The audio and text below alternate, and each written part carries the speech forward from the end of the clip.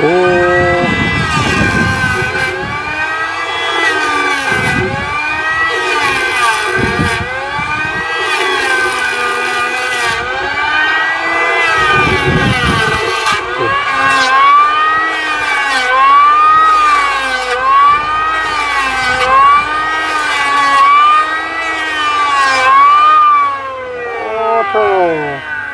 เบรกก่อนเบรกก่อนหน่อยหนึ่งสร้าง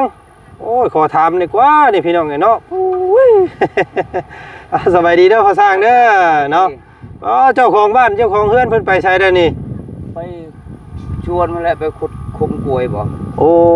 บ่ได้อยู่น้ำซ้ำมื้อนี้บ่ได้อยู่หมดมือเลยมื้อนี้โธ่พี่น้องกินข้าวกินน้ำกับหยังอันนี้เนาะเครียดอยู่แล้วออกมาให้โอ้เครียด ใส่ไม้คักดีอึ๊บนักเด้องามเนาะเสาเนาะคักเนาะยังหายากได้คู่มือนี่พี่น้องไอ้ไม้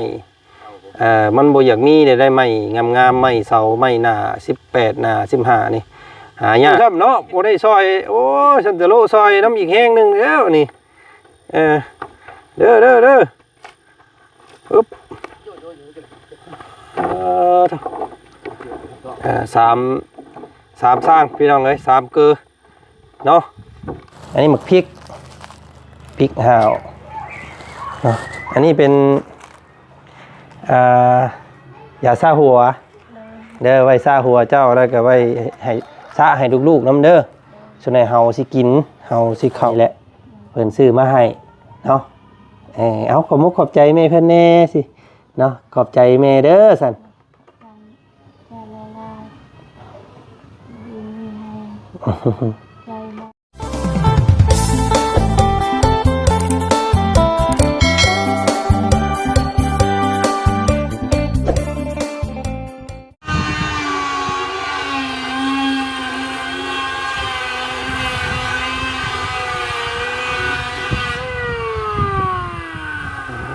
ที่โทพี่น้องไปเนาะเสียงจักรกลแตกต่ำอยู่พี่น้องเลย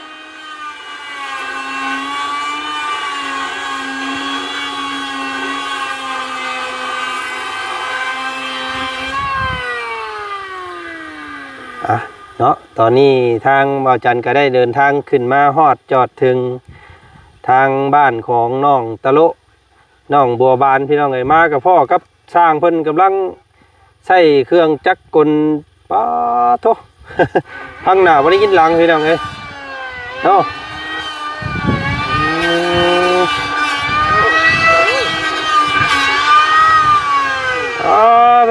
เนาะเอ็ดไม่งอดบ่โอ้เล็กไม่งอดเด้อมือเรงเด้อ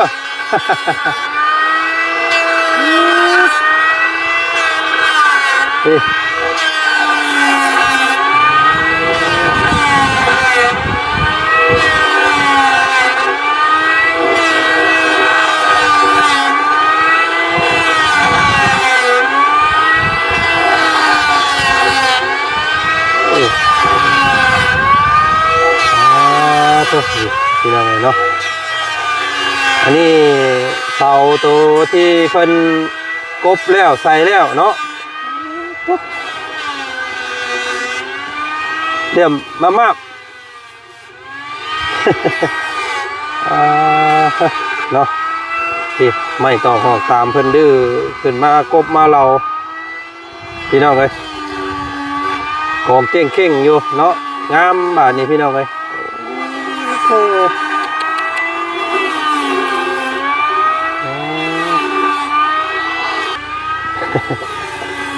เนาะก่อนอื่นทางบ่าวจันเด้อพี่น้องเลยกับทักทายเนาะสบายดีพ่อแม่พี่น้องหมู่เพื่อนกันมัดคู่สุคนเนาะเจอกันกับบ่าวจันบรรยากาศตอนบ่าย3บ่าย4โมงแรงมื้อนี้พี่น้องเนาะทางบ่าวจันเข้ามาอัปเดต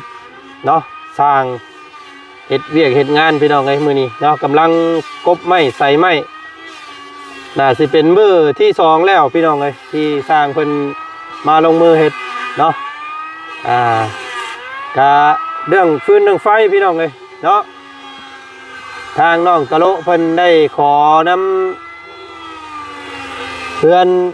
หมู่เพิ่นนี่แหละเนาะเจ้าของรถฟอร์ดก็ถือว่าใจดีเราก็ได้พี่น้องเลยเนาะแบ่งหมู่แบ่งพวกเนาะบ่ลืมหมู่ลืมพวกซอยเรือจุนเจือกันตลอดว่าซั่นพี่น้องเลยเนาะ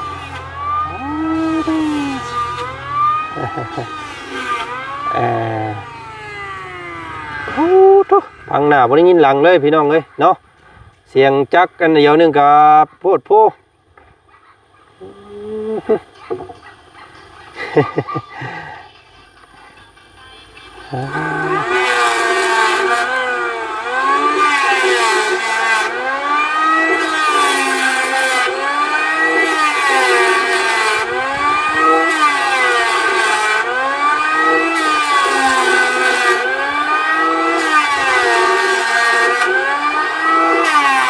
ให้ยังงามแท้เนาะพี่น้องเนาะเมื่อสร้างเพิ่นกบเพิ่นหยังแล้วก็มันดำทุ่มอยู่พี่น้องเลยโอ้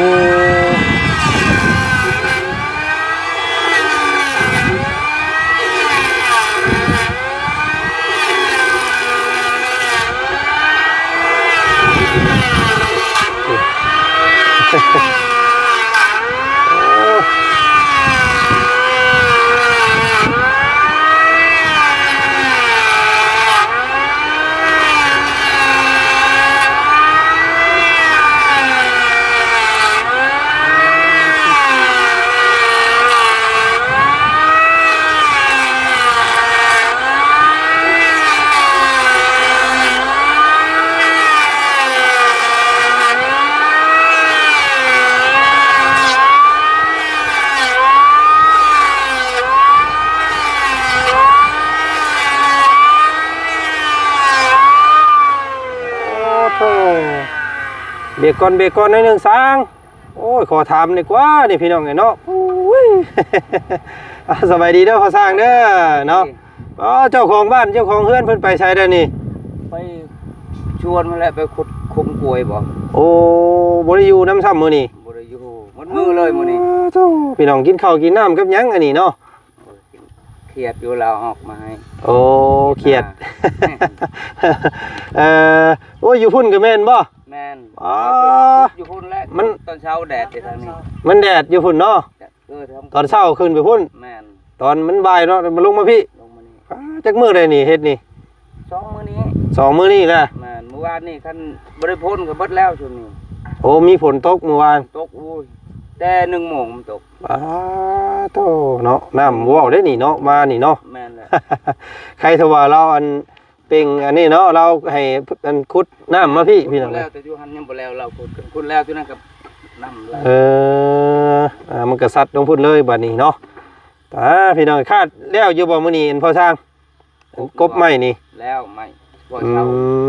ไม้ที่8ก็ยังได้10ปลายโตมีแต่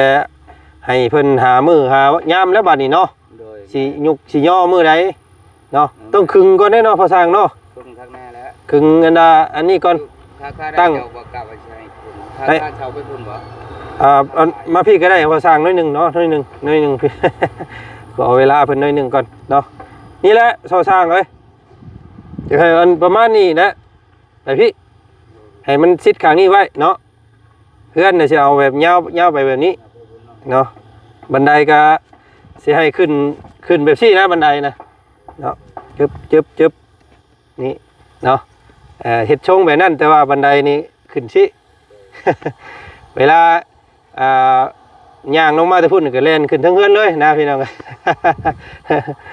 พอสร้างว่าจังได๋งามอยู่บ่เนาะเข้าท่าอยู่บ่เนาะคือ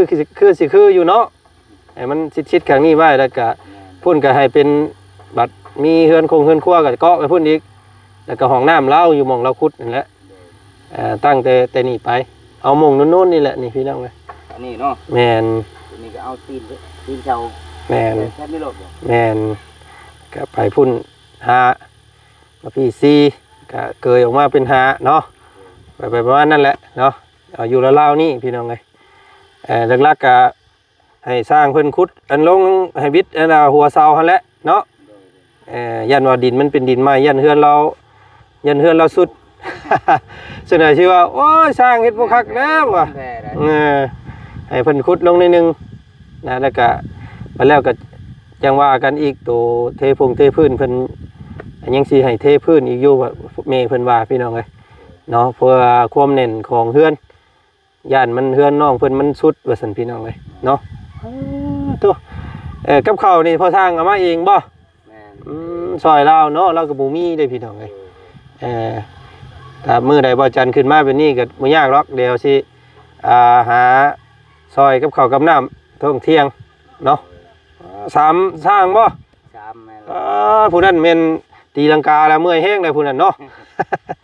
เอายกเท่านี่เล่าผู้เดียวเดี๋ยวคอยช่อง โอ้โธ่ แต่คนมานี่ตลกบ่อยู่เด้อถ้ามันอยู่มันก็ช่อย นี่มันก็คาเวียกกับ เนาะแม่นแล้วเราสิอยู่เฮือนซื่อๆกับบ่มีเงินใช้แล้วพี่น้องเอ้ยซื้อน้ำซื้อในให้สร้างเราว่าจักเดี๋ยวสิไปจ่ายให้เราอยู่เราโทรมาบอกว่าข่อยเอาน้ำเป๊ปซี่น้ำหวานให้สร้างเด้อเราว่ะพี่น้องเอ้ยเนาะ โดยแล้วก็เอามาให้อยู่ ได้เดี๋ยวสิไปได้ให้สร้างเพิ่นทั้งนั้นคิดไรเบิ่งเนาะพี่น้องเอ้ยใครจะว่าได้ห่มกกหมักว่าบ่พอ พวกว่านั่นแหละ ต้นหมักว่ากับต้นขี้เล็กนี้พี่น้องเอ้ยเนาะเอ้ายาวต่อสัพพะทางมื้อนี้คือสิจนค่ำพุ่นแหละเนาะ จนคำแล้วแล้วพบไม่เช่านั่นแหละ พี่น้องเอ้ย เช่าก บไว้อยู่เนาะอันเข้าคักซ้ำกบเราพี่น้องเอ้ยจอดไม่ยังพอสร้างคือเดือมคักแท้นี่ บ่เข้าใจคือการจักไม้หยังเลย งามเนาะ งามอยู่ไปที่ดำๆก็คือสิงามกว่าอีกไม้ เนาะนี่ไปแล้วโอ้ย่อมสีเข้าไปนี่ยังคักได้นี่พี่น้องเอ้ย สีงามขนาด เสาได้เสางามเลยเฮือนตะโลเพิ่นพี่น้องเอ้ยเนาะคักไม่แบบคือไม่หมักเกลือคือไม่อันนี้นี่งามเนาะนักอุ้ยซุยพี่น้องเอ้ยเสาร้อยหน้า15เนาะเสาก็ถือว่ามาตรฐานของเฮือนว่าซั่นซะพี่น้องเอ้ยเนาะเอาไม่งามก็เฮือนก็งามเนาะมันก็ต้องขึ้นน้ำสร้างน้ำเนาะสร้างเนาะ เป็นสร้างไม้พี่น้องเอ้ยเนาะรุ่นเบิ่งสีมือเพิ่น20กว่าปีแล้วว่ะเนาะเดี๋ยวติดตาม ขึ้น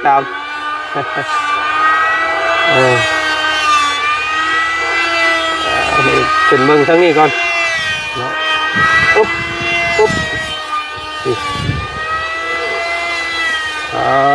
พี่น้องเนาะมง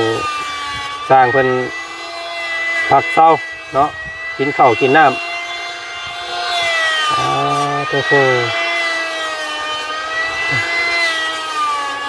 อยู่ข้างล่างลำอุ่นทุ่มเนี่ยเป็นภูเด้อพี่น้องเด้อเนาะภูนางคำเป็นเอิ้นเนาะนี่ก็เป็นดินของทางในบ้านมาซั่นเนาะเป็นดินบ้างเปล่าเพิ่นบ่ได้ปลูกพี่น้องเนาะมันบ่เป็นราคาเพิ่นบ่ปลูกเนาะเป็นสวนบ้างเปล่าอยู่ทางนี้ยืมเพิ่นใส่อันนี้พี่น้องเนาะเพิ่นเฮ็ด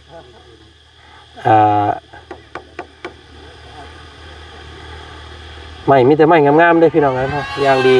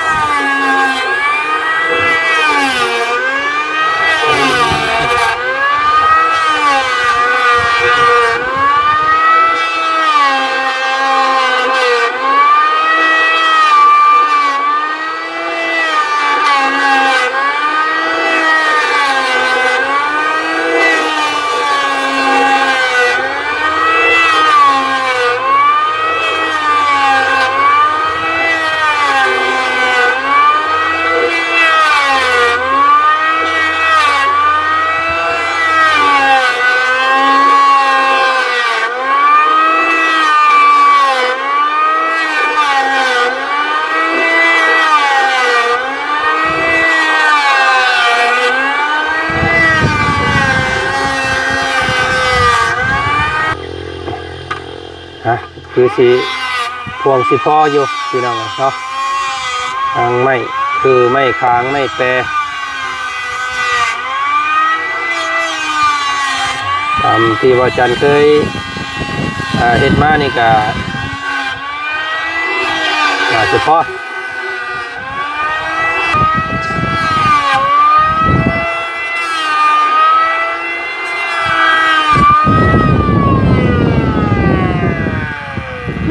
กบคักกบแน่ดีพี่น้องเอ้ยน้องแมงวันจับจนบ่ได้มื่นลุยๆเนาะโธ่ กบใส่ไม้คักดีอุ๊บนักเด้องามเนาะเสาเนาะคักเนาะยังหายากได้คู่มือนี่พี่น้องเอ้ยไม้มันบ่อยากมีได้ไม้งามๆไม้เสาไม้หน้า18หน้า15นี่หายากแล้วคู่มือนี่บ่คือแต่ก่อนพี่น้องเอ้ยเนาะแต่ก่อนเพิ่นพันทิ่มไม้ซำนี้นี่มองเอาเนาะเดี๋ยวนี้โอ้หายาก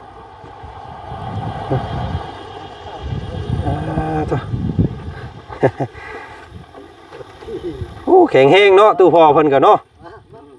50กว่าปีเลยยังเก่งพี่น้องเอ้ยครับตะโลบ่อยู่ซ้ำเนาะบ่ได้ซอยโอ้ฉันตะโลซอยน้ำอีกแห้งนึงแล้วนี่เด้อปึ๊บสามสร้างพี่น้องเอ้ย3เกลือเนาะรุ่นเศษบาททุกพื้นไฟไม้นี่สเต็ปไม้นี่คือสิพ่ออยู่เนาะพ่อเนาะ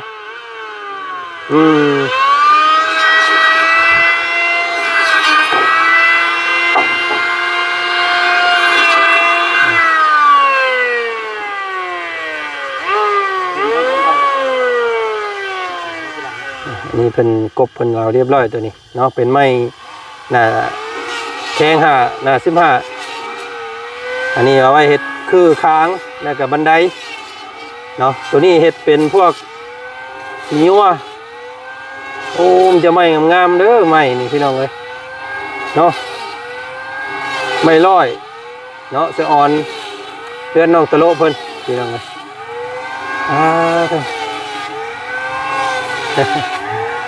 เดี๋ยวบาจันตัดภาพไปทั้งน้องกระบาลเพิ่นก่อนเนาะซื้อแนวกินมาให้เพื่อเพิ่นอยากเฮ็ดอยู่เฮ็ดกินให้สร้างน้ำว่าซั่นเนาะซื้อปลาแหลกแป้งนัวเกลือพริกและ ใครอยู่ดอกพอสร้างเพิ่นก็กินง่ายอยู่ดอกเนาะกินกบกินเขียดก็ได้เนาะสร้างเนาะ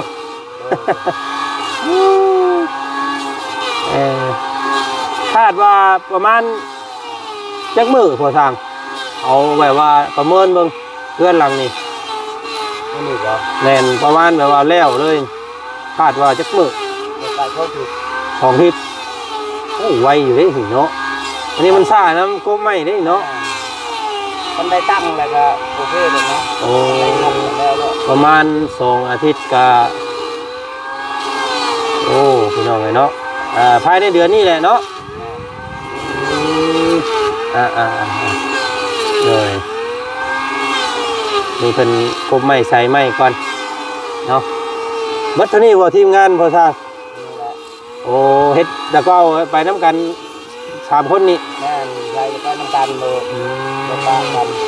เพื่อนไม้เพื่อนดินได้เบิดบ่เพื่อนก่อเพื่อนอย่างก็ได้เนาะพี่น้องโอ้ถ้าสิเป็นทีมงานหนาไม้ได้พี่น้องเด้อเนาะทีมงานพอสร้าง3 เกลือคือเอาเนาะบ้านอยู่บ้านนี่บ่พ่ออยู่บ้านนี้เลยบ่น้อยนี่ลงมือโอ้กลายเป็นนิดนึงเนาะ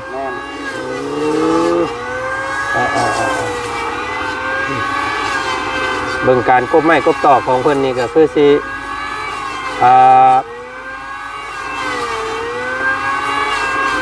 สบายแล้วว่าซั่นซะเนาะ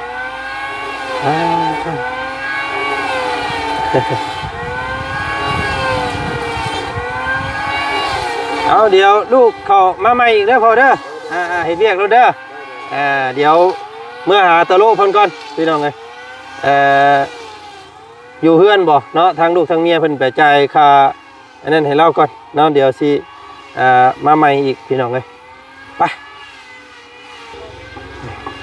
นี่สายฟืนสายไฟเพิ่นนิ่ง มาแต่พุ่นพี่น้องไงเนาะเพื่อนเดี๋ยวจังว่ากันซอยค่าพื้นกับไฟให้เราเนาะโอ้ใจดีเด้อพี่น้องไงเนาะทางครอบครัวเอ้ยเมค่าเพิ่นนี่ก็รถล้างแล้วเนาะขายทุกสิ่งทุกอย่างพี่น้องไงเป็นเงินเบิดเนาะสะออนนี่แหละเพิ่นว่าโบมินเงินน้อยบ่ค่อยวาสนาเนาะเก็บเด็กผสมน้อยพี่น้องเอ้ยเราให้เงินเราเอาน้ำมัดกกมัน โอ้เพิ่นมัดกกมันต้นจ้างเงินนำพี่น้องจ้างเพิ่นมัดเท่าไหร่อันนี้มัดละพันดีกว่านั่งอยู่ซื่อๆเนาะโอ้มาจ่ายค่านั่นก่อนนี่แหละพี่น้องไงเนาะเป็นที่ใจดีให้พื้นให้ไผ่เพิ่นพี่น้องไงเนาะเดี๋ยวสิจ่ายค่าไผ่ซอยเด้อ360พี่น้องไงเนาะอันน้องเพิ่นเอาเนี่ยอยู่ในกินมื้อนี้เพิ่นไปทางใดก็อันตะโลเพิ่นไปรับจ้างโอ้อยากได้เงินมาอันซื้อแนวกินให้สร้างเนาะเอาแต่เงินเจ้าอีกตัวถึงเจ้าคือกันแล้วแม่นแล้วพี่น้องไงเนาะซอยทางเมย์เพิ่นน้ำเนาะเมย์เพิ่นก็เฮ็ดเฮือนเฮ็ดยังให้นี่แหละเนาะเบิดหลายแล้วเมย์เพิ่นก็ได้พี่น้องไง360,000เนาะ400,000โอเคทอน40เนาะเดี๋ยวพุ่นแหละพี่น้องเนาะเดี๋ยวเฮือนเดี๋ยวซ่านสีจ่ายค่าพื้นค่าไฟซอยทางเพิ่นสิเอาเงินค่อยแต่ย่ามบ่มีเงินใช้ไปรับจ้างน้ำตอนได้เหรอตอนเขาบ่ได้จ้างเลยมาบ่ได้แม่นแหละมันเบิดหน้ามันได้ยากไอ้เนาะพี่น้องเฮือนห้านน้อยๆนี่มีครบบ่ได้นี่เนาะข้าวแนวอยู่คงกินเนาะครบนอนอยู่นี่บ่บัดลูกบัดผัวเลยเฮือนชุมเจ้าอันแต่เก่าได้สั่งอยู่เทิงพุ่นอีกอันนี้เป็นหม่องขายเนาะสำขายสำเพื่อนเนี่ยอยู่นี่ก็ได้ยังมาทำได้เงินเนาะเฮ็ดหลายอย่างอยู่เด้พี่น้องเนาะโอ้เอาขอบใจหลายๆเด้อเนาะขอบใจหลายๆเอาไปเบิ่งกันเอาแนวกินมาให้อันกระบาลเพิ่นก่อนอันบัวบานเพิ่นก่อนตั้งชื่อให้น้องเพิ่นใหม่น้องบัวบานเพิ่นว่าน้องบัวบานชื่อกระบาลเนี่ยมันจักได้แล้วว่ะเนาะโอเคเอาขอบใจหลายๆเด้อเนาะเนาะโอเคพี่น้องเนาะทางบ่จันหอดเทียนถึงซานน้องบัวบานแล้วพี่น้องเอ้ยเนาะเอาลูกอยู่เฮือนตัวเนาะนอนได้บ่นอนบ่ตื่นได้บ่ยังอยู่สบายดีเนาะใช้อันผัวไปใช้มื้อนี้ไปเฮ็ดเวียกโอ้กล้วยไปปลูกกล้วยพี่น้องไงเนาะไปเบิดมื้อเลยบ่มื้อนี้พี่น้องไงเนาะเพิ่นบ่มีเงินซื้อแนวกินให้สร้างแล้วเนาะเพื่อเฮาพอ200,000อันเพิ่นมื้อนั้นบ่เพิ่นว่าอันบ่จันจ่ายให้แล้วเด้อจ่ายให้เพิ่นเบิดแล้วเนาะจ่ายเพิ่นซื้ออันนี้กินให้สร้างน้ำว่าซั่นซื้อน้ำหวานเป็นน้ำก้อนน้ำเย็นนั่นแหละเนาะซื้อปลานิ่มซื้อว่าฮอดเฮาเฮ็ดมันต้นเฮ็ดอันมัดมันให้เพิ่นนำเอามัดเท่าใดเพิ่นจ้างมัด1,000ซอยกันเนาะซอยกันแม่เพิ่นก็ซอยเฮ็ดเฮือนเฮ็ดซ่านให้ก็เบิดหลายแหละพี่น้องเอ้ยเนาะแล้วก็ซอยแนวใดซอยแม่เพิ่นได้ก็ซอยเด้อน้องเด้อเนาะหาอยู่หากินซอยเพิ่นนำพี่น้องเอ้ยเอาอันมื้อนี้แม่เพิ่นซื้อเครื่องอยู่ของกินมาให้ลงไปเอาไปอันนอนอยู่บ่เพิ่นตื่นจักนะบิดเพิ่นนอนก่อนฉะนั้นเพิ่นสิให้เนาะไปได้อยู่บ่ได้เสื้อเพิ่นใส่พี่น้องไงเนาะอันนี้บ่เสื้ออันส่งว่าจันซื้อมาให้ฮะคิดว่าสิให้ผัวเมียนุ่งเนาะ ว่าเป็นหยังว่าเป็นหยังไปมาเอาค่อยๆจังหน่อยเพิ่นสิตื่นเนาะมาหิวเอาพี่น้องหลายอย่างอยู่แม่เพิ่นชื่อให้เนาะไปมาฮอดตอนค่ำๆมื้อนี้พี่น้องเอ้ยเนาะก็บ่ค่ำปานใดเนาะประมาณ3-4 โมงแรงเนาะโอ้อึบเถอะมึงดูโถฝนตกห้ำเนี่ยพี่น้องเลยเนาะนี่แม่ผู้ที่เพิ่นฮะ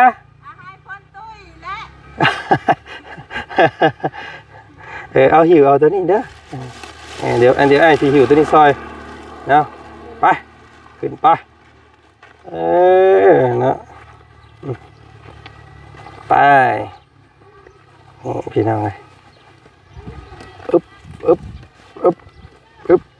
บ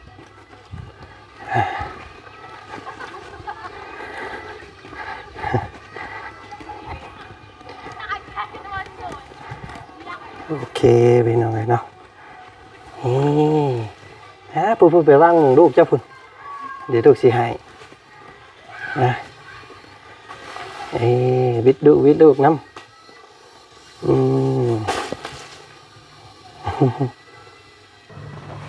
เนาะนั่งเอาลูกคอยผัวอยู่มื้อนี้พี่น้องเอ้ยครับบ่ได้เพิ่นสิมาเนาะนี่อย่างแน่เพิ่นซื้อมาให้มื้อนี้พี่น้องเอ้ยฝนตกห้ำฝนตกห้ำกลางทางนี่เนาะนี่พี่น้องเอ้ยนมเนาะอันนี้สบู่เด้อเอาไว้ให้ตะโลอาบน้ำซักเสื้อเด้อเนาะบ่ให้มันขี้ร้ายเนาะให้งามๆอันนี้เกลือ2 อันพี่น้องอันนี้น้ำซอสเอาไว้ใส่แกงเอาไว้ใส่ของอยู่ของกินให้เด้อนี่น้ำปลาแดก2 อันปลาแดกเนาะอันนี้หมึกพริกห่าวเนาะอันนี้เป็นยาซาหัวเด้อไว้ซาหัวเจ้าแล้วก็ไว้ให้ซาให้ลูกๆน้ำเด้อส่วนไหนเฮาสิกินเฮาสิเข้าอันนี้น้ำมันพืชเอาไว้ทอดไข่นะนี่เป็นนัวเด้อนี่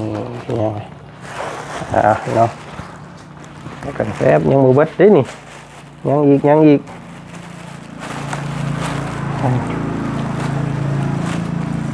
ตะกู้อ้อตะกู้อ้อตะกู้อ้อเด้ออันนี้มีแล้วน้องเด้อมีแก๊สหนึ่งเนาะแล้วก็อันนี้ขนมเด้อแล้วก็อันนี้แคปถุงใหญ่นี่พี่น้องเนาะเป็นบิ๊กไซส์เลยเนาะซื้อมาให้ซักเสื้อโมให้มันดำเนาะ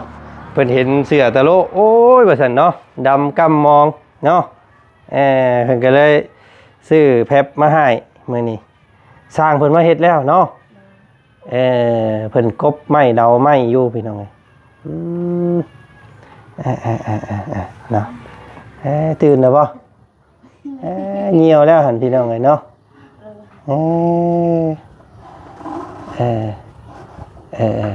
ระวังเด้อดูหัวลูกตุยลงได้เนาะแต่โลเพิ่นก็เกรงใจเพราะฉันพี่น้องเอาเงินเอาคำซื้อกินเดี๋ยวก็อยากไปหาน้ำแน่เนาะเอามื้อนี้มีแล้วก็เกลือเป็นนัวนมสบู่ยาสระผมบักพริกปลาแดกเนาะน้ำซอสน้ำมันพืชแล้วก็ขนมแล้วก็แพบเด้อแม่ผู้ที่เฮ็ดเฮือนให้เจ้านี่แหละเพิ่นซื้อมาให้เนาะเอาขอบใจแม่เพิ่นแน่สิเนาะขอบใจแม่เด้อสั่น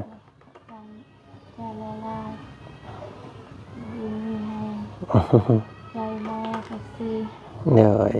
ซื้อขนมแล้วเผ็ด ซื้อของอยู่ของกินเนาะ กินดีๆมีให้ เลยเลยเอาพี่น้องไงเนาะเอาลูกอยู่เฮือนถ่าเด้อเนาะเอาเก็บไว้เฮ็ดกินเวลาตำแจ่วตำหยังไปให้สร้างเพิ่นนำเนาะของกินเดียวว่าจันสิขอย่อยซื้อมาส่งช่วงเที่ยงเด้อสิซอย